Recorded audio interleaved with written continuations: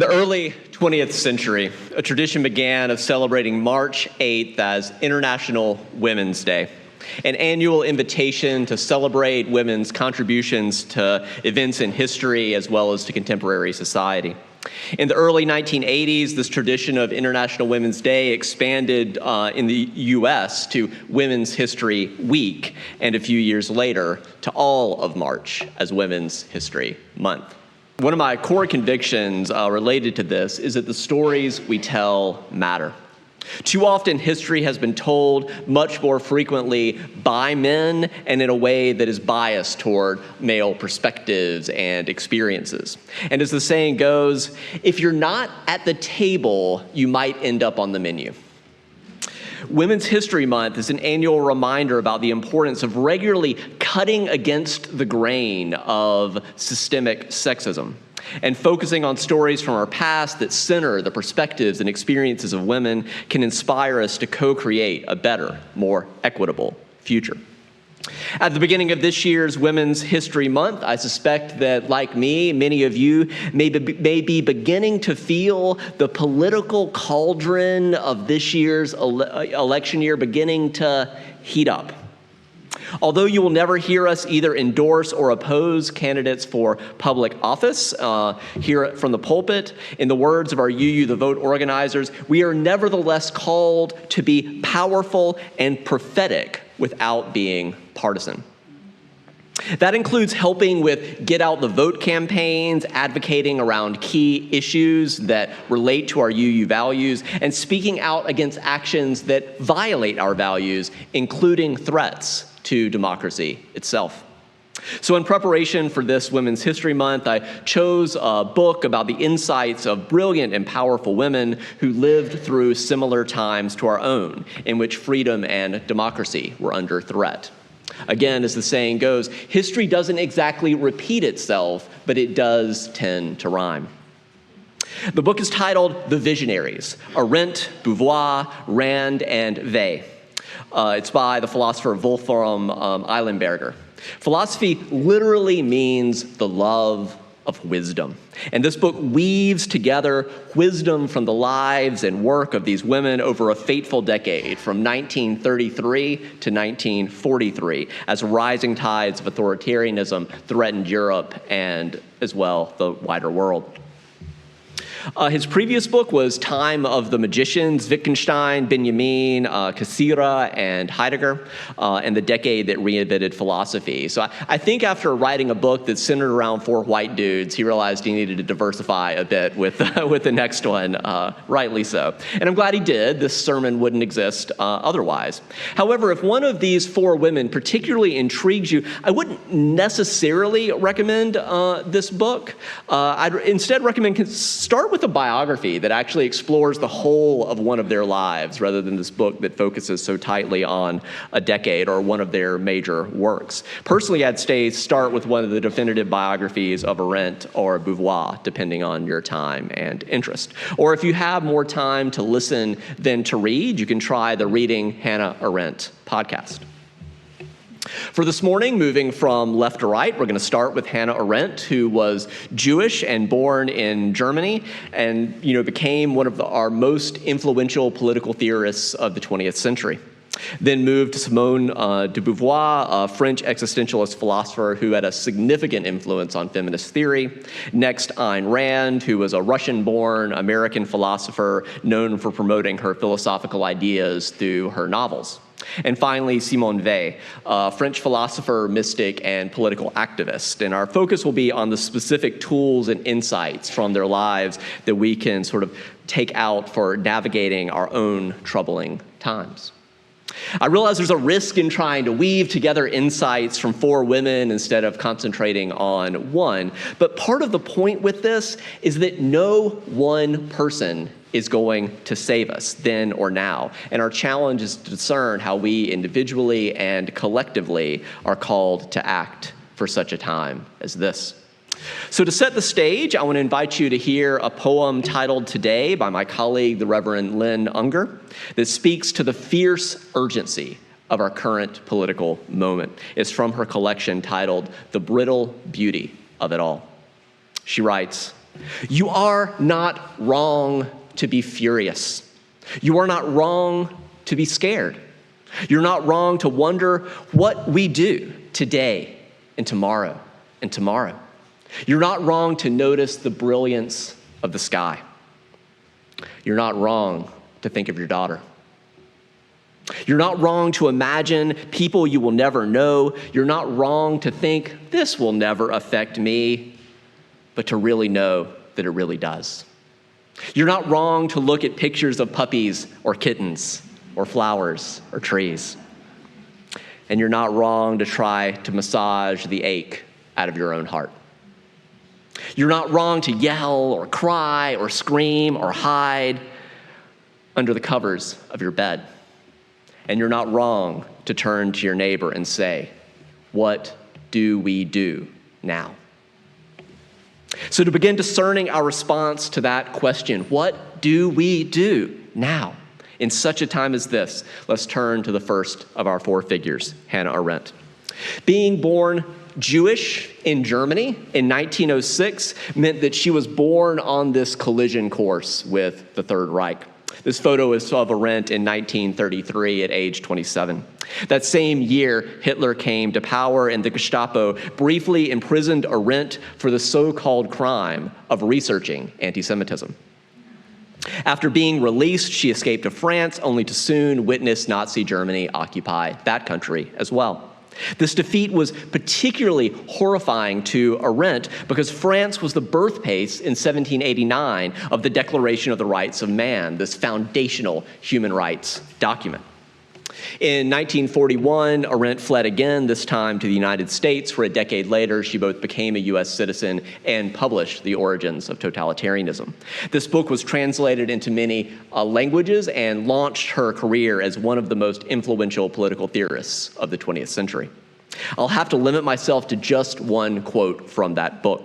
As you hear it, keep in mind that famous passage from the U.S. Declaration of Independence that says, we hold these truths to be self-evident, that all men are created equal, that they are endowed with certain inalienable rights, that to secure these rights, governments are instituted among men, deriving their just powers from the consent of the governed.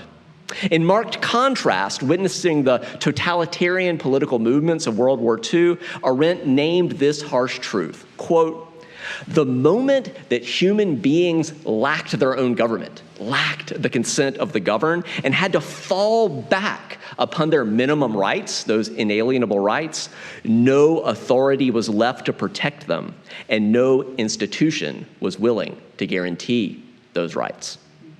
Here's another way of making that same point. Thomas Jefferson was correct. Human rights are inalienable. But Arendt is challenging us to notice that human rights are not inevitable. When we say that human rights are inalienable, we mean that there's nothing anyone can do to make your human rights alien from you, separate from you. There's nothing you did to deserve human rights, and there's nothing you can do to stop deserving human rights.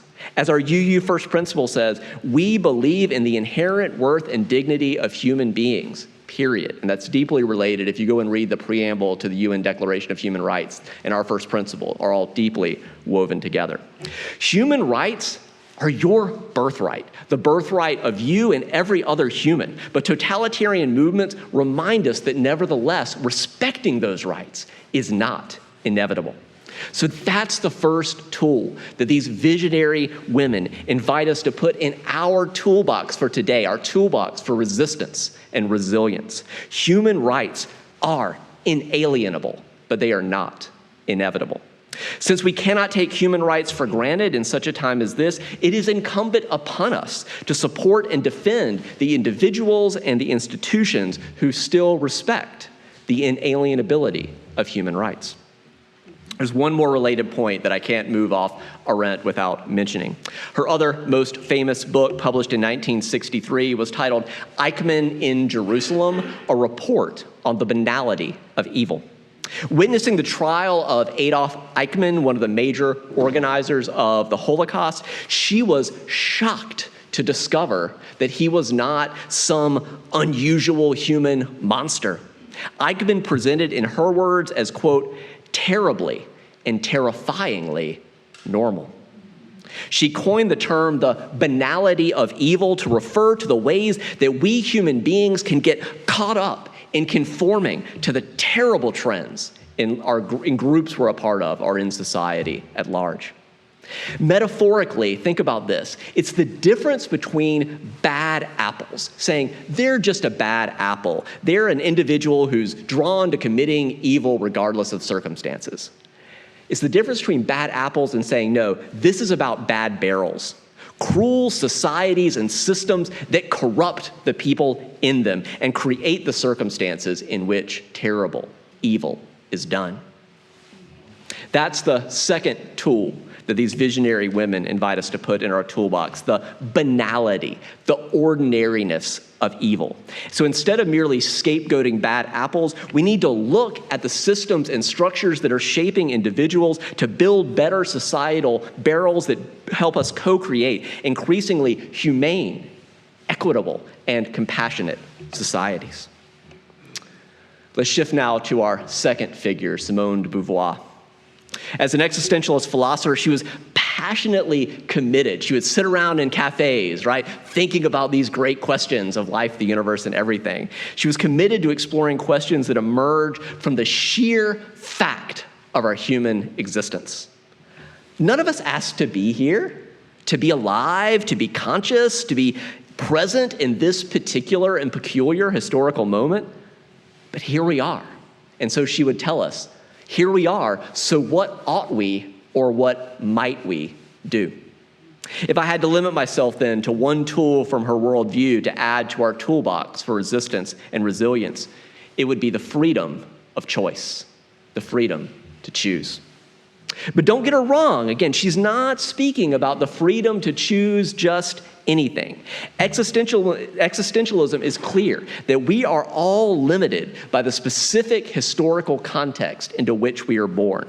But within those circumstances, we often retain a surprising amount of choice if we're really honest with ourselves. There might be consequences, but we retain a surprising amount of choice. She and her longtime partner, Jean-Paul Sartre, pushed the envelope on many different levels of what was possible and what was permissible. I'll give you two specific examples. First, politically, her book, The Second Sex, about women's oppression, that was published in 1949, quite a bit ahead of its time, and was a significant inspiration for second-wave feminism.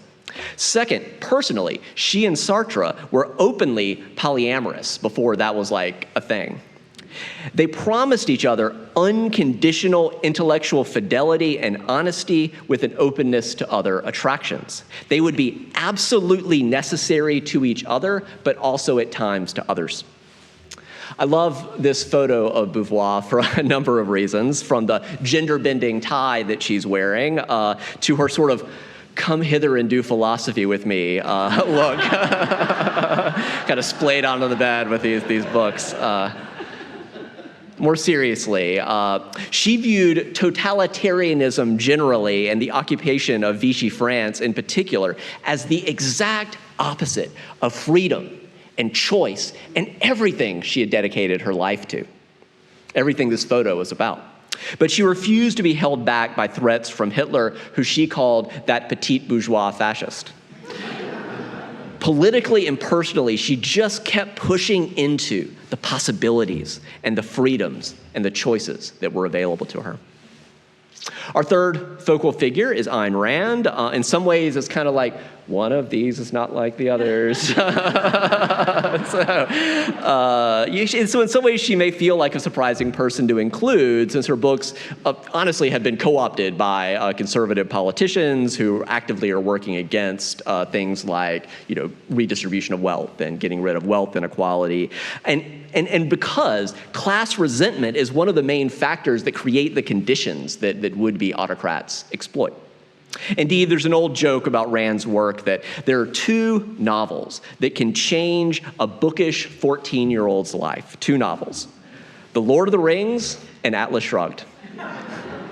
One is a childish fantasy that engenders a lifelong obsession with unbelievable heroes, leading to an emotionally and socially held back adulthood, unable to deal with the real world. The other, of course, involves orcs. The problem, in other words, is Atlas Shrugged. Now, I will confess, I was that bookish 14-year-old who did tear through both Fountainhead and Atlas Shrugged. Anybody else? All right, there you go. But I can see now in ways I couldn't then the limitations of Rand's philosophy. That being said, it's important to reckon with the fact that her books, particularly her two novels, The Fountainhead and Atlas Shrugged, they've sold more than 29 million copies.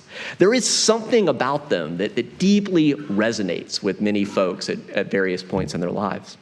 Keep in mind that Rand was born in Russia. And in the context of a totalitarian regime like Stalin's Soviet Union, Rand's novels are these powerful assertions of individual freedom. And they remain valuable on that level. In ways that Rand did not appreciate, however, there is all the difference in the world between totalitarian, top-down state socialism and freely chosen democratic socialism of, say, Bernie Sanders. So to add another tool to our toolbox, Rand underscores the importance of defending the freedom of individuals to choose for themselves. Our UU Fifth Principle calls this conviction the right of conscience and the use of the democratic process in our congregations and in society at large. Our fourth focal figure is Simone Weil. She's probably the least well-known of the four, but the philosopher Albert Camus called her, quote, the only great mind of our time. The only great mind of our time. That's quite a compliment from Camus. The tool that she adds to our toolbox is solidarity. All four of these women are undeniably brilliant thinkers, but more so than the others, Weil was willing to go much further into being in the trenches alongside historically oppressed groups. I'll give you three significant examples. The first is, although she was intellectually and spiritually drawn to pacifism, she was willing to personally take up arms in certain circumstances because she became convinced, in her words, that in the case of the Nazis, that, quote, sadly, to my acute pain, it is impossible to prevent them from doing harm without killing a certain number of them. Second, rather than merely advocating for labor justice, she took a job for a significant period of time at honestly quite a bit of cost to her health in a Paris metal factory to better understand firsthand the oppression of the working classes. She found the work incredibly difficult, but again persisted because she felt called to be in solidarity with others. Third, near the end of her life, when she was hospitalized for illness, she refused any special treatment out of her sense, again, of solidarity with the other patients. There's so much more to say about Weil, but I hope I've given you at least a sense of her remarkable life and her challenge to us to be in solidarity with those we feel led to help. As the saying goes from the indigenous rights movement, if you have come here to help me, you are wasting your time, kind of from a condescending, paternalistic place. But if you have come because you have a sense that your liberation is ultimately bound up in my liberation, then let us work together. Now, as important as all four of the women we've been studying are for resistance and for resilience in our own time, I feel like I would be remiss if our focus was only on the past without briefly looking to parallels in the present. How many of you know the name Sarah Kendzior? Okay, I don't see many names. I see a few. Okay. I'm glad I included this then.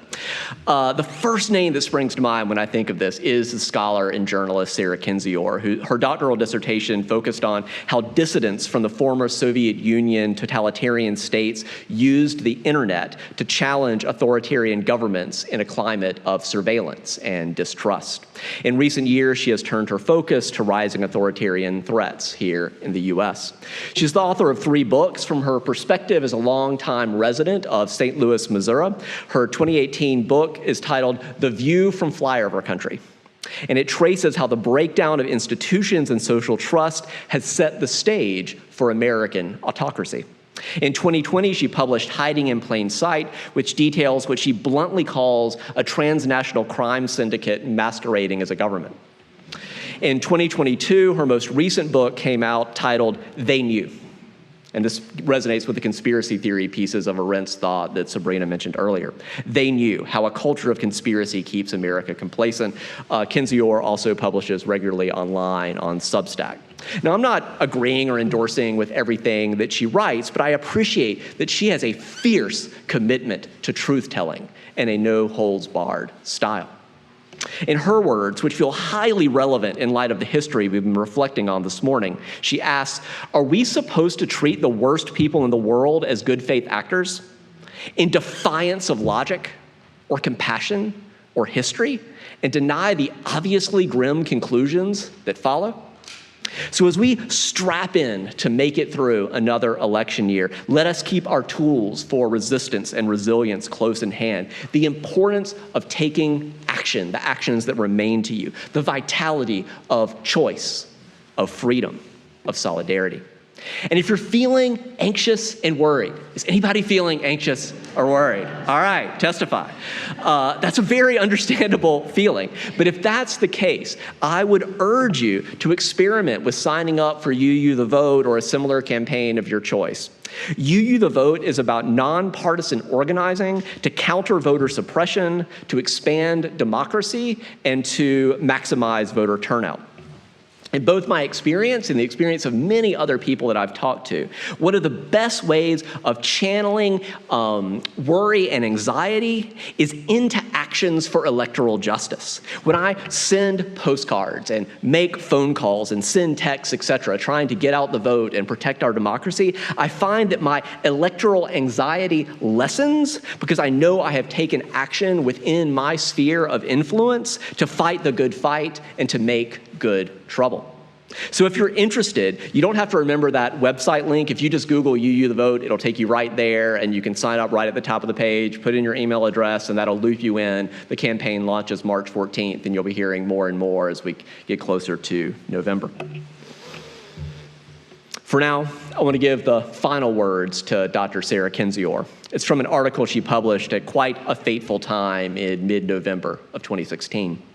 She said, stop what you're doing and take some time right now to literally write down with a pen and paper.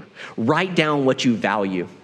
Write down the standards that you hold for yourself and for others. Write about your dreams for the future and your hopes for your children.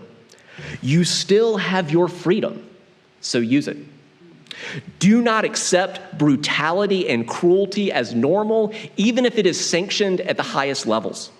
Protect the vulnerable, encourage the afraid. If you're brave, stand up for others. If you cannot be brave, and let's be honest, sometimes it's hard to be brave, at least be kind. But most of all, never lose sight of who you are and what you value. If you find yourself doing something that feels questionable or wrong a few months or years from now, she's alluding to Arendt's banality of evil, right? How society changes, becomes this bad barrel and begins to shape us and warp us in perverse ways. If you find yourself doing something that feels questionable or wrong a few years or months from now, find those words that you wrote down about who you are and what your value and read it. Ask if that version of yourself would have done the same thing. And if the answer is no, don't do it. Non-compliance with evil can be a major first step toward reversing the course toward authoritarianism and reverse setting our trajectory back toward greater freedom and democracy and human rights. I want to give you a final quote from Sarah Kinzior. In light of writing kind of all that she knows, studying the Soviet Union and all of that totalitarian, and then studying all that she knows about the current state of our U.S. politics, she said, for her, it ultimately boils down to this. She said, I actually don't believe in hope, and I don't believe in hopelessness either. She said, what I believe in is compassion and pragmatism and doing what is right for its own sake. I believe in compassion, in letting your heart be broken, going through the world with this big-heartedness and actually giving a crap about other people, right? Like just that big-heartedness. I believe in compassion. I believe in pragmatism, right? What really works? Like I was saying, anxiety doesn't work.